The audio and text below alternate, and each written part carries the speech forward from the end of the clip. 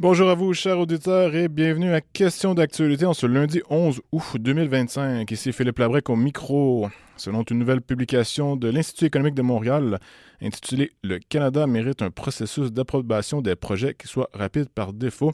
Le système actuel d'évaluation d'impact fédéral manque de prévisibilité, décourage l'investissement et n'approuve que trop rarement les projets majeurs. » Depuis l'adoption de la loi sur l'évaluation d'impact en 2019, un seul projet aurait franchi toutes les étapes, tandis qu'une vingtaine d'autres sont toujours en cours et attendent en moyenne depuis près de 3 ans. Le monde entier se cherche des sources d'approvisionnement en énergie et le Canada semble se mettre des bâtons dans les roues, alors que tout le monde cherche notre énergie. Est-ce une fois de plus un exemple de bureaucratie et de réglementation excessive au sein d'un système lourd qui forme un obstacle à notre prospérité économique? Ou un mal réglementaire nécessaire dans notre contexte environnemental? Pour en parler, nous recevons Gabriel Giguère, analyste senior à l'Institut économique de Montréal. Monsieur Giguère, bonjour. Bonjour. Premièrement, en quoi la loi sur l'évaluation d'impact est-elle défaillante aujourd'hui? Il faut déjà savoir qu'à la base, la loi sur l'évaluation d'impact a été passée par le gouvernement de Justin Trudeau en 2019 pour remplacer la précédente. Et il y a plusieurs écueils à cette loi-là.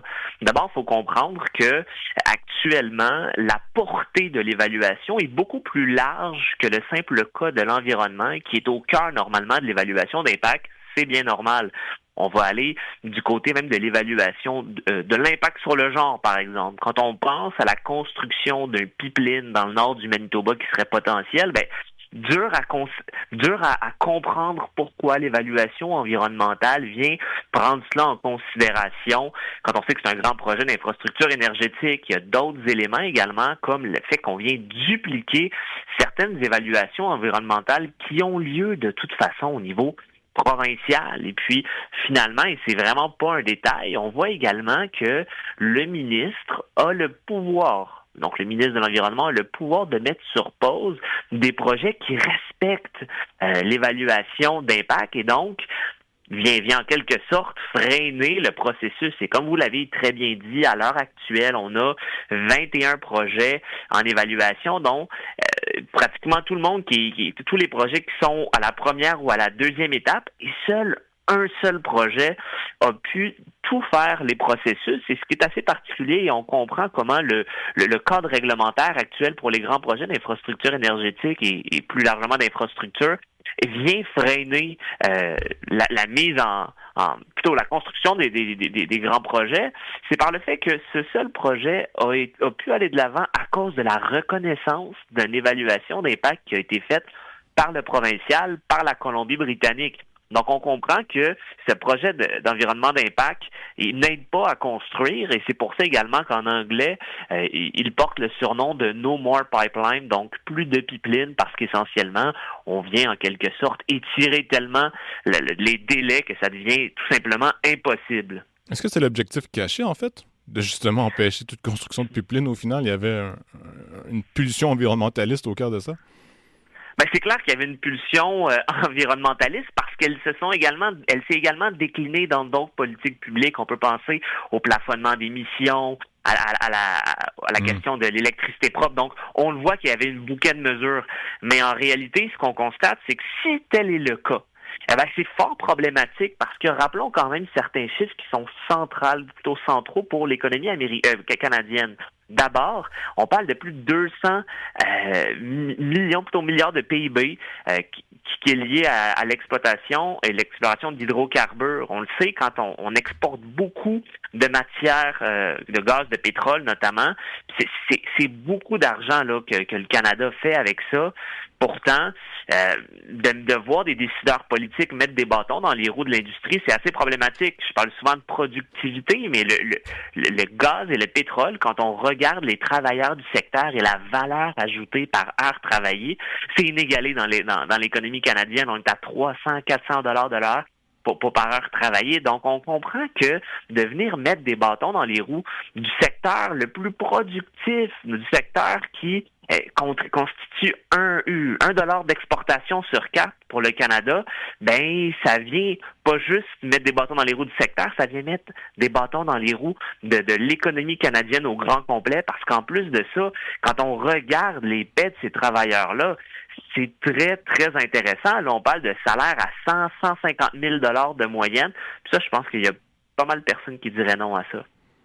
Est-ce qu'on ralentit l'économie canadienne grâce ou à cause de cette réglementation? Là, vous semblez dire que oui, mais ce que je veux dire, c'est que, je vais aller plus loin, en fait, la croissance économique canadienne est amputée drastiquement à cause de justement ces évaluations qui ont peut-être comme objectif de ralentir à un point tel la construction de pipelines en particulier, que le Canada ne sera plus un État pétrolier à la limite? Ben, il y a plusieurs éléments, mais c'est une question qui est fort nécessaire à poser parce que je parle du pétrole, du gaz, mais ça dépasse largement ça. On peut penser à des autoroutes, même que des grands barrages hydroélectriques peuvent aller sous le cadre de cette évaluation d'impact-là. Donc, ça peut également poser des défis pour Hydro-Québec. Pensons à l'industrie minière également.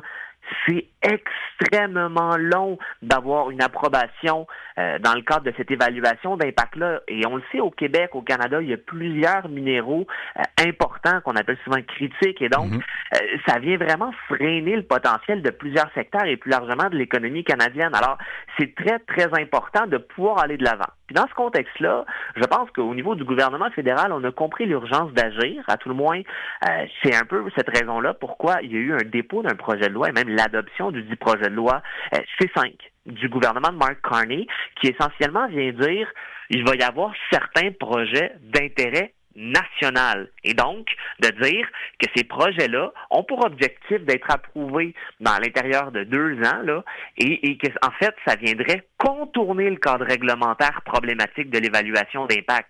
En réalité, quand on fait passer un tel projet de loi, ce que j'entends du gouvernement fédéral, c'est surtout l'aveu d'échec. L'aveu d'échec de se dire, ben, quand on veut que ça fonctionne au Canada, quand on veut construire des contourner la loi, en gros. Ben voilà, il faut contourner la loi. Vous avez tout à fait raison. Et plutôt que de se dire, hey, contournons la loi pour que ça aille vite, puis ça va être le gouvernement qui va choisir qui va de l'avant, qui va pas de l'avant. Je sais, on en a parlé quelques fois ensemble de la question de un peu, là. Ça va devenir politique aussi, c'est inévitable, rendu là. C'est le problème. C'est que ça devient politique. Ça devient le gouvernement qui se dit, bon, eux autres, ce projet-là me semble bien, ce projet-là, je le sais pas trop. Fait que là, est-ce que vous voulez avoir le meilleur projet sur papier ou les meilleurs contacts avec le gouvernement? Moi, c'est quelque chose qui, je pense, n'est absolument pas souhaitable. Le gouvernement aurait dû s'asseoir et regarder quels sont les goulots d'étranglement. Notamment quand on a un projet qui coche toutes les cases, mais dont les fonctionnaires à Ottawa ne sont pas encore persuadés, même s'il n'y a pas de problème. On devrait avoir une limite puis dire, ben, après 18 mois, si tout fonctionne, ben, allons de l'avant. Arrêtons de faire, pardonnez-moi l'anglicisme, arrêtons de faire attendre l'avancement de certains projets dans le processus, notamment quand on regarde d'autres juridictions. On regarde la Suède où ça prend 18 mois, la Corée du Sud où ça prend à peine 10 mois. Les moyennes de temps dans les évaluations d'impact dans l'Union européenne, c'est à peu près 1 an. Donc, on comprend qu'on peut faire bien mieux. Là. À l'heure actuelle, il y a un seul projet qui est passé, puis c'est presque 3 ans d'attente. On fait vraiment figure de cancre. Et ce que ça vient faire également, non seulement ça réduit notre potentiel, mais ça envoie un message très, très clair aux investisseurs du monde entier. Venez pas investir au Canada, votre projet n'aboutirait pas. Et s'il aboutit, ça va être tellement long que ça sera peut-être même plus le projet que vous aviez imaginé. Donc, dans ce contexte-là, je pense qu'on gagnerait beaucoup plus à mettre de côté ce contournement de règles et d'essayer d'y aller rapidement par exception, mais davantage d'aller vers du rapidement par défaut. Ben, quelles sont vos propositions concrètes? Ben, ma proposition concrète, la première qui, je pense, est la plus importante, c'est de dire, quand ça fait 18 mois qu'on est de l'avant, qu'il n'y a aucun problème, plutôt qu'on ait des fonctionnaires qui mettent sur pause le projet, allons de l'avant. C'est sûr que si vous avez la puce à l'oreille comme quoi la question environnementale pourrait être problématique, ben investiguez. Mais si tel n'est pas le cas, faut pas se donner une forme de signalement de vertu pour dire non, on fait très très très attention, mais il n'y a aucun problème actuellement, parce qu'au final on vient menotter le développement économique. Donc ça me semble assez clair. L'autre approche qui est très très importante, c'est que plutôt que d'aller de l'avant avec une évaluation d'impact environnemental qui est faite par le provincial de toute façon, le gouvernement fédéral devrait être beaucoup plus proactif. Il y a un dédoublement. Ça se fait au provincial et au fédéral, c'est ça? Vous avez raison, il y a un dédoublement. Et donc, le Québec et les autres provinces le font déjà. Allez de l'avant, tendez la main pour une reconnaissance, comme ils l'ont fait avec la Colombie-Britannique, mais ça s'est pas fait avec les autres provinces. Il manque de proactivité en la matière. pour s'assurer de reconnaître. Bien entendu, le gouvernement fédéral n'aura pas le choix de consulter les Premières Nations, qui est de sa compétence constitutionnelle de toute façon, et ça ne sera pas au Québec ou aux autres provinces de le faire, mais en matière d'évaluation d'environnement, on pourrait simplement reconnaître et arrêter de dupliquer. Et là, il y a plusieurs autres éléments. Je pourrais vous dire, par exemple, le fait qu'on ne devrait pas donner le droit au ministre de claquer des doigts pour canceller un projet. Ça nous semble particulier d'avoir une forme de politisation de ces projets-là. Quand un cadre réglementaire est respecté, ben, il n'y a pas de problème, allons de l'avant. Et puis finalement, de circonscrire l'évaluation d'impact à l'évaluation environnementale et de ne pas considérer les enjeux de genre dans le développement énergétique. Des exemples concrets, tout ça, je n'étais pas nécessairement au courant qu'on évaluait l'impact sur les identités de sexe et de genre. Est-ce que d'autres, domaines un peu ésotériques comme ça qui sont pris en considération lorsque, par exemple, on veut construire une pipeline dans le nord du Québec? Ben ça, je vous avoue que je n'ai pas la liste d'épicerie des éléments ésotériques, mais la question du genre m'a quand même assez fasciné de voir qu'on pouvait sérieusement penser que c'était un des enjeux que le fédéral devait mettre de l'avant. À l'heure actuelle, je ne vois pas de projets qui sont mis sur pause. Est-ce que ça a pu augmenter de quelques jours, quelques temps, les délais pour l'approbation au niveau du processus d'évaluation d'impact? Très certainement, parce que ça doit être pris en compte. Donc, dans ce contexte-là, ne serait-ce que quelques journées, c'est de trop. C'est de trop quelques journées. C'est de l'argent qui sont mis de l'avant par les entrepreneurs, par les investisseurs, et donc il y a des intérêts qui sont payés sur tout ça. Il y a de l'argent qui est engendré, plutôt qui est engagé. Donc le plus rapidement, le mieux c'est tous ces petites additions périphériques qui font en sorte que on peut passer d'un 18 mois, d'un 2 ans à un 3-4 ans, puis au final, on perd collectivement. Je pense que c'est assez clair. Puis ça, tout le moins, j'ai l'impression que le gouvernement fédéral pourrait agir rapidement. Tu sais, c'est simple. Si c'est une première étape de dire, écoutez, on va y aller très rapidement avec des projets, puis on s'engage d'ici quelques mois à arriver avec un projet de loi plus structurant qui vient réformer le cadre réglementaire pour faciliter justement ce processus-là, Mais j'ai un scénario à vous soumettre, en fait. Admettons que ça réussit. On réussit à accélérer le processus en 10 mois, peut-être même moins, et dans quelques années, il y a un pipeline quelque part qui explose, on a une catastrophe environnementale, on va se retourner vers les politiciens et leur dire c'est votre faute parce que vous n'avez pas mis vous n'avez pas respecté, vous n'avez pas maintenu les évaluations nécessaires qui à l'époque, oui, prenaient plus que 18 ans, mais ça aurait 18 mois, mais ça aurait évité la catastrophe environnementale. Est-ce qu'on fait face ici à un cas de tout le monde se protège lui-même et donc quitte à mettre des bateaux dans les roues dans tous les projets énergétiques, personne ne veut vraiment prendre une certaine responsabilité et donc on va tout bloquer parce qu'on ne veut pas faire face à toute forme de risque en à peu près 2 minutes? C'est important comme question, puis instinctivement, tu te dis, c'est normal que ça prenne beaucoup de temps, mais encore une fois, plusieurs pays vont faire de grands projets d'infrastructure, puis c'est beaucoup plus rapidement. Puis je suis sûr qu'en Suède, dans l'Union européenne, en termes de sécurité aussi. Là. Exact. Donc, j'ai pas l'impression que, tu sais, la Suède, on en parle souvent, l'éducation, la santé, tout ça, mais ce serait pas le cas. On devrait pas en parler pour la question de l'évaluation d'impact. Ils font mieux que nous. Je pense que c'est une approche qui est trop facile. On peut faire mieux et le faire rapidement. Évidemment, je dis pas de faire ça en 3 mois puis de faire ça botché sur le coin d'une table.